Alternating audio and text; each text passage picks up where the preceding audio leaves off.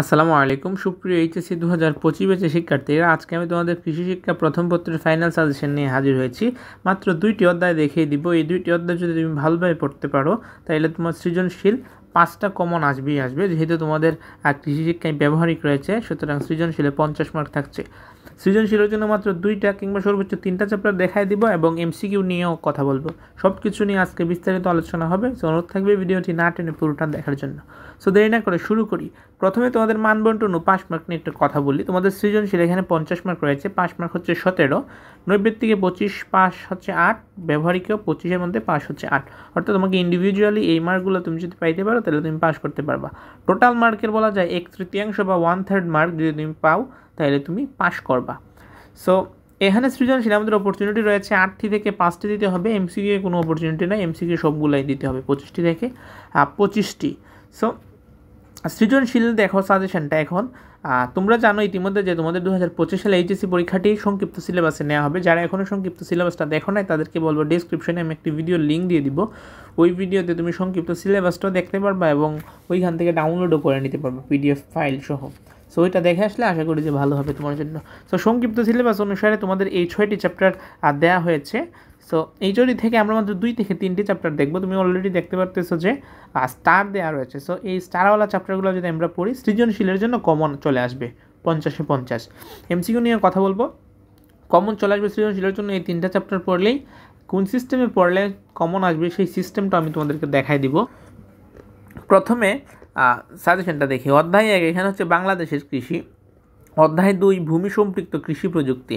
এটা খুবই গুরুত্বপূর্ণ একটি চ্যাপ্টার। তোমার কৃষি প্রযুক্তি রিলেটেড ভূমি সংক্রান্ত এখান থেকে সৃজনশীল আসবে। সৃজনশীল সাধারণত এখান থেকে অন অ্যাভারেজ 2 থেকে 3টি সৃজনশীল আসে। যেহেতু এই সাজেশনটি কোনো স্পেসিফিক বোর্ডের জন্য না, অর্থাৎ সকল বোর্ডের জন্য কার্যকর, সুতরাং অ্যাভারেজে বলা যায় 2 থেকে 3টা সৃজনশীল এখান থেকে আসে। 3টা সৃজনশীল অনেক সময় দিয়ে দেয় অনেক বোর্ডে।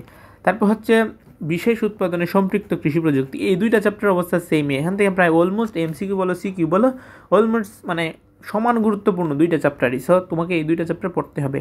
তারপর হচ্ছে মাঠ উদ্যান ফসল উৎপাদন। এটা আমরা নেই না নিয়ে অধ্যায় 6 নাম্বারটা নিয়েছি, কারণ এটা একটু অন্যরকম চ্যাপ্টার। যেমন ফল ও শাকসবজি প্রক্রিয়াজাতকরণ সংরক্ষণ। সো প্রক্রিয়াজাতকরণটা কীভাবে করতে হবে, সংরক্ষণটা কীভাবে করতে হবে, এই রিলেটেড কিছু পড়াশোনা রয়েছে এখানে। এটা হচ্ছে 2 স্টার আর বাকি 2টা হচ্ছে 3 স্টার। সো এই যে 3 স্টার এখান থেকে আমি মনে করি যে তোমার 5 থেকে 6টা সৃজনশীল চলে আসবে। হ্যাঁ, 6টা সৃজনশীল চলে আসবে। আর এখান থেকে আসবে বাকি 1 বা 2টা। সো সুতরাং আমাদের 1 বা 2টা, সুতরাং আমাদের এখান থেকে যদি 3টা 6টা হয়, এখান থেকে যদি 2টা হয়, কিংবা আবার ওইখান থেকে যদি 2টা, এখানে 2টা এখানে 3টা, মানে ওভারঅল 7টা সৃজনশীল আমরা বলা যায় যে আমরা কমন পেয়ে যাব। 7টা না পাই, 6টা না পাই, 5টা পেলে কিন্তু আমাদের যথেষ্ট, কারণ আমাদের 5টা দিতে হবে, 7টা না। 8টা সৃজনশীল আসবে, তো 5টা কমন পড়লে এনাফ। সো এখান থেকে যদি 2টা ধরি আমরা, 2টা 4টা, আর এখান থেকে যদি 2টা 6টা কিন্তু কমন পড়ে যায়। অন অ্যাভারেজ 5টা সৃজনশীল তুমি পেয়ে যাবে এখান থেকে কমন। আর বাকি যেগুলো থাকবে, বাকি 2টা এখান থেকে একটা দিতে পারে, মাঠ উদ্যান ফসল উৎপাদন থেকে দিতে পারে, আবার বাংলাদেশের কৃষি থেকে দিতে পারে। এখান থেকে নর্মালি একটাই দেয়, এর বেশি না পাওয়ার সম্ভাবনা বেশি। আবার 5 আর 6 2টি খুবই গুরুত্বপূর্ণ। যে কোনো একটা পড়লে তোমার জন্য সৃজনশীলের জন্য কভার হয়ে যাবে। এখন কথা হচ্ছে এমসিকিউর কথা। হ্যাঁ, কারণ তোমরা অনেকে বলতে পারো যে ভাইয়া আপনি তো সৃজনশীল অপরচুনিটি রয়েছে 3টা বেশি, যার কারণে আপনি সাজেশন দিয়ে দিলেন 2টা চ্যাপ্টার বাদ দিয়ে। এখন আপনি এমসিকিউর কথা কী বলবেন? এমসিকিউতে কোনো অপরচুনিটি নাই আমাদের। সো এমসিকিউর কথা বলবো যে প্রথমে যে 3টা চ্যাপ্টার দেখাই দিলাম 2, 3 এবং 6, এখান থেকে দেখবা তুমি প্রায় 25টা এমসিকিউর মধ্যে 18টা প্লাস বা 18টা এমসিকিউর মতো চলে আসছে 25টার মধ্যে। সো এইদিকে যদি আমাদের 18 হয়, 18ই ধরি, 18 হয় ওইদিকে 50 হয়, তাহলে কিন্তু আমাদের 75-এ কিন্তু 68 মার্ক কিন্তু কমন চলে আসছে। অর্থাৎ 90% মার্ক কিন্তু তুমি জাস্ট সাজেশন ফলো করেই পেয়ে যাচ্ছ, যদি ব্যবহারিকে তুমি ঠিক মার্ক পাও। সো এটা কিন্তু তোমাকে বুঝতে হবে, জাস্ট সাজেশন ফলো করে। তাও যদি তুমি চাও পড়তে পারো বাংলাদেশের কৃষি, মাঠ উদ্যান ফসল উৎপাদন, কোনো সমস্যা নাই। তবে আমি বলবো আগে সাজেশনটা শেষ করো, তারপর পুরো সিলেবাসটা শেষ করলে আরও বেশি ভালো হয়। এখন কথা হচ্ছে বারবার আমি বলতেছি যে ভালোভাবে পড়বা। সো ভালোভাবে পড়ার কিন্তু একটা নিয়ম রয়েছে, ঠিক না? যে সিস্টেমে পড়তে হবে, এটা তোমার এমসিকিউ এবং সিকিউ 2টার ক্ষেত্রে খুবই কাজে লাগবে।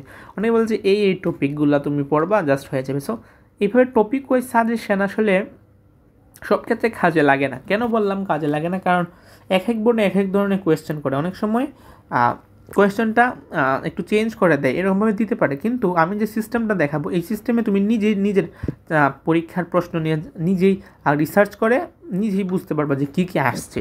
সো প্রথমে তোমাকে বুঝাবুঝির আগে মেন বইটা প্রথমে পড়তে হবে। তোমাদের কৃষিকে প্রথম পত্রের মেন বইটা আমি বলবো যে শুরুতে একটা চ্যাপ্টার তুমি খুললা, এই খোলার এই মানে নতুন একটা ব্র্যান্ড নিউ চ্যাপ্টার খুললা শুরুর দিকে আর কি।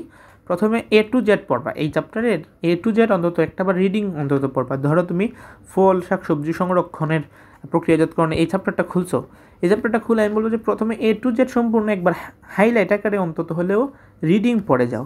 তারপরে গাইড পড়বা, সাপ্লিমেন্ট সলভ করবা, এগুলো তো থাকবেই। সবচেয়ে গুরুত্বপূর্ণ যে বিষয়টা বিগত সালের বোর্ড প্রশ্ন বিগত সালের বোর্ড প্রশ্ন তোমাকে সলভ করতে হবে।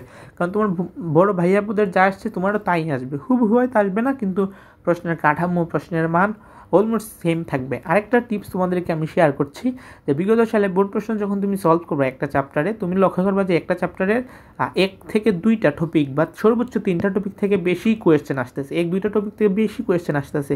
ধরো ঢাকা বোর্ডে এখান থেকে কোয়েশ্চেন, আবার কুমিল্লা বোর্ডেও, সিলেট বোর্ডেও। সো এই যে টপিকগুলো থাকবে এই টপিকগুলো তুমি একটু নোট করবা, গাইডে নোট করবা। নোট করে হলে সেম টপিকে মেন বইয়ের বাইরে থেকেও তো কোনো কোয়েশ্চেন আসবে না। প্রথমত এই টপিকগুলো তুমি মেন বইয়ে দাগায় ফেলবা। বুঝতে পারছো আমি কি বলতে চাচ্ছি? তুমি বিগত সালে বোর্ড প্রশ্ন যখন সলভ করবা তখন যে টপিকগুলো বেশিবার দেখতেছে আসতেছে বোর্ডে, এই টপিকগুলো মেন বইয়ে দাগানোর ফলে তোমার কী হবে আমি বলি, VVI ভেরি ভেরি ইম্পর্টেন্ট, কিংবা স্টার যেভাবে আমি দেখাই দিলাম এইভাবে তুমি দাগাইতে পারো। সো এইভাবে যখন তুমি দাগাবা তোমার একটা উপকার হবে কি, যখন তুমি মেন বইটা খুলবা রিভিশন দেওয়ার জন্য কিংবা পরীক্ষার আগের রাত, তখন তোমার ওই দাগানোর জিনিসগুলোর প্রতি প্রথমে নজর যাবে। যখন তুমি দাগানোর জিনিসগুলোর প্রতি নজর দিবা এবং এগুলো পড়বা, এখানে তোমার মেন বইটাও সলভ হয়ে যাচ্ছে, বিগত সালের বোর্ড প্রশ্ন সলভ হয়ে যাচ্ছে। এখানে আমি বিগত সালের বোর্ড প্রশ্নের কথা যদি আমি বলি, তোমাদের 18 থেকে 24 অর্থাৎ বিগত 7 বছরে সকল বোর্ড সলভ করার কথা বলবো।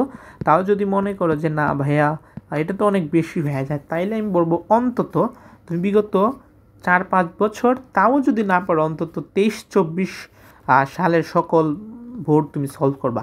কেন 23-24 বলতেছি? এই 23-24 বলার আরেকটা মূল কারণ হচ্ছে তোমাদের যে শর্ট সিলেবাসে পরীক্ষা হবে সেম শর্ট সিলেবাসে তোমাদের 23-24 সিনিয়র ব্যাচগুলা পরীক্ষা দিয়ে আসছে। সো বুঝতেই পারতেছো সেম সিলেবাস। সো তোমাদের ক্ষেত্রে কিন্তু খুবই খুবই গুরুত্বপূর্ণ একটা ফ্যাক্টস হবে বলে আমি আশা করছি। সো প্রথমে 23-24 সাল করবা, তারপর যত বেশি পড়ো ততই ভালো।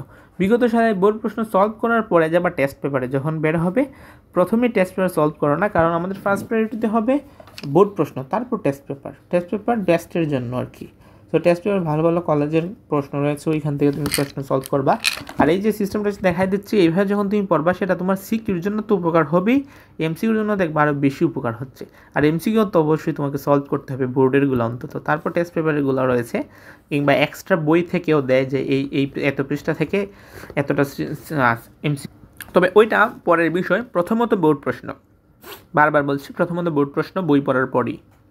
তারপর মডেল টেস্টের পরীক্ষা। অনেকে বলো যে ভাইয়া সঠিক সময় শেষ করতে পারি না, লিখা পারি বাট শেষ করতে পারি না বিভিন্ন কারণে। সো সেক্ষেত্রে আমি বলবো যে তোমার হাতের স্পিড বাড়াতে হবে, সেটা কোনো মন্ত্রতন্ত্র নাই যে এই মন্ত্র পড়লে বেড়ে যাবে।